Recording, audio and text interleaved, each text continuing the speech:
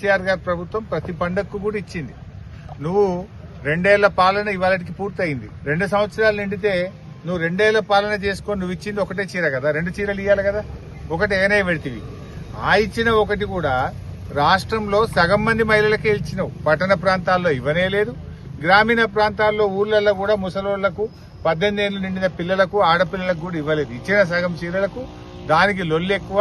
ఇక చీర నేను గాంకిచ్చినా అని చెప్పి పెద్ద పెద్ద మాటలు చెప్తున్నాడు. నువ్వు చీరలు కాదు కదా, నువ్వు ఏం చెప్పినావు ఆనాడు? నువ్వు ఇచ్చిన బాండ్ పేపర్ మీద, నీ గ్యారంటీ కార్డు మీద మహాలక్ష్మి ఇస్తా అని చెప్పినావు. ఇవాళకి 2 ఏళ్లు పూర్తయింది, అంటే 24 నెలలు. నెలకు 2500 అంటే మహాలక్ష్మి కింద రాష్ట్రంలో ప్రతి అక్కకు చెల్లెకు 60,000 రూపాయలు బాకీ పడ్డావు రేవంత్ రెడ్డి. నువ్వు ఓటు అడగాలంటే ఈ 60,000 రూపాయలు ప్రతి అక్కకు చెల్లెకు ఇచ్చినాక ఓటు అడుగు. నేను చీర ఇచ్చినా ఓటేయమని అడిగే హక్కే లేదు నీకు. ఎందుకంటున్నా అంటే ఆనాడు మహాలక్ష్మి కింద బాండ్ పేపర్ ఇచ్చినావు, సంతకం పెట్టి. ఇవాళ బాండ్ పేపర్లు పంచి దాసుకోండి, నేను రాగానే ఇస్తా అన్నావు. మరి ఈ 60,000 రూపాయలు ఇచ్చిన తర్వాతనే మహిళల ఓటు అడగాలి గాని నేను ఇందిరమ్మ చీర ఇచ్చినా ఓటేయమంటే అక్క చెల్లెళ్ళు నీకు తగిన గుణపాఠం చెప్తారు. నేను మహిళా మనులకు అక్క చెల్లెళ్ళను కూడా కోరుతా ఉన్నా, కాంగ్రెస్ బలపరిచిన అభ్యర్థులను చిత్తుగా ఓడించండి. ఎందుకంటే మహాలక్ష్మి ఇస్తానని రేవంత్ రెడ్డి మీకు మోసం చేసిండు. ఒక్కొక్క మహిళకు 60,000 రూపాయలు రేవంత్ రెడ్డి గారి ప్రభుత్వం బాకీ పడ్డది. కళ్యాణ లక్ష్మి ఎంబడ తులం బంగారం ఇస్తానన్నాడు. ఆ తులం బంగారం ఇవాళ ఆడపిల్లల పెళ్లిళ్లకు రేవంత్ రెడ్డి ప్రభుత్వం బాకీ పడ్డది. రైతుల గురించి కూడా చాలా విషయాలు మాట్లాడుతా ఉన్నావు నువ్వు. ఇవాళ రైతులకు ఏం చెప్పినావు? రుణమాఫీ చేస్తున్నా అని చెప్పినావు. రుణమాఫీ అయిందా? ఇవాళ 2 లక్షలు మొదటి సంతకమే రైతు రుణమాఫీ మీద అన్నావు. ఇవాళకి నీ ప్రభుత్వం వచ్చి సరిగ్గా 2 ఏళ్లయింది. 2 ఏళ్లైనా ఇవాళటి వరకు రుణమాఫీ కాలేదు. రుణమాఫీ కాని రైతులారా, రైతు సోదరులారా, కాంగ్రెస్ బలపరిచిన అభ్యర్థులను ఓడించండి. అప్పుడే మీకు రుణమాఫీ జరిగే అవకాశం ఉంటుంది. నువ్వు బోనస్ అన్నావు. పోయిన యాసంగి బోనస్ వచ్చిందా? పోయిన యాసంగిలో సన్నవడ్లు పండించి నీకు ప్రభుత్వానికి అమ్మితే 1150 కోట్ల రూపాయల పోయిన యాసంగి బోనస్ ఇప్పటి వరకు రేవంత్ రెడ్డి ప్రభుత్వం ఇవ్వలేదు.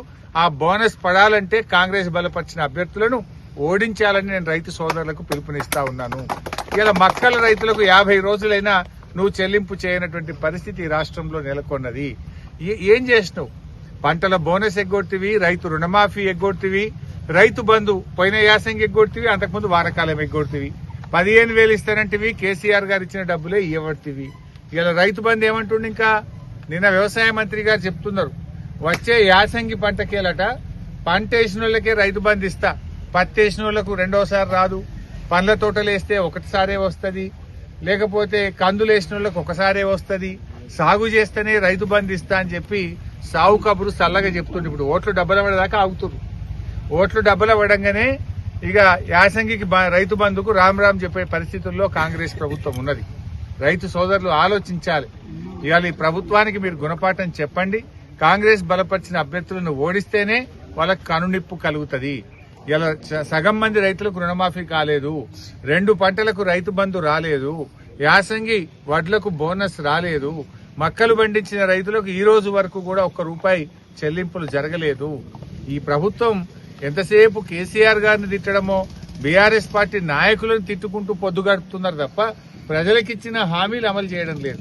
ప్రజలకిచ్చిన మాట ఈరోజు నిలుపుకునే పరిస్థితి లేదు. ఇలా కాళేశ్వరం ప్రాజెక్టు రేవంత్ రెడ్డి కూలింది అంటాడు. నాకు ఆయన భాషలో చెప్పాలి, నాకు ఇష్టం ఉండదు అట్లా మాట్లాడు, ఆ భాష నాకు ఇష్టం ఉండదు. కానీ నిన్న అన్నాడు కేసీఆర్ హరీష్ రావును బండగట్టి అనలేదో నాగార్జున సాగర్ లేస్తా అని మాట్లాడిండు. రేవంత్ రెడ్డి ఏమంటుండు? కాళేశ్వరం కూలింది అంటుండు.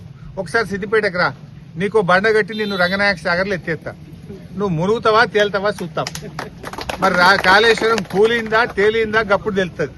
అలా నిండా నీళ్లుంటే కాళేశ్వరం మంచిగుంటే నువ్వు మునిగిపోతావు, నీళ్లు లేకపోతే కాళేశ్వరం కూలిపోతే నువ్వు తేలాలి. మరి నువ్వు కూలిందా కాళేశ్వరం కూలలేదా అంటే నిన్నో బండగట్టి రంగనాయక సాగర్లు ఎత్తేస్తే కాళేశ్వరం నిజంగా కూలిందా, కాళేశ్వరం కింద బంగారం లాంటి పంటలు పండి రైతులు బతుకుతున్నారా అర్థమవుతుంది.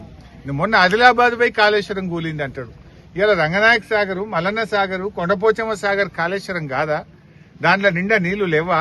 కాలువల కింద బంగారం యాసంగి పంటకు మా రైతులు నార్లు బోస్తలేరా? అన్ని అబద్దాలు. ప్రతిపక్షంలో అబద్దాలు, అధికారంలో కూడా అవే చిల్లర మాటలు మాట్లాడుతూ ఉన్నాడు. నేను ఇప్పటికైనా ఒకటే డిమాండ్ చేస్తా ఉన్నా, ఊకే ఒక్క చీర ఇచ్చి చీర ఇచ్చినాం, చీరను చూసి ఓటైంది, చీర కట్టుకుని వచ్చి ఓటైందని చిల్లర మాటలు మాను. మహిళల ఆత్మగౌరవం దెబ్బతీయకు. రైతులకు పూర్తిగా రుణమాఫీ చేయాలని, యాసంగి బోనస్ ఇవ్వాలని, ఎగబెట్టిన 2 పంటల రైతు బంధు అందించాలని, మక్క రైతులకు 450 కోట్లు 50 రోజుల నుంచి పెండింగ్ లో ఉన్నాయి, తక్షణమే చెల్లింపులు జరపాలని నేను డిమాండ్ చేస్తున్నాను.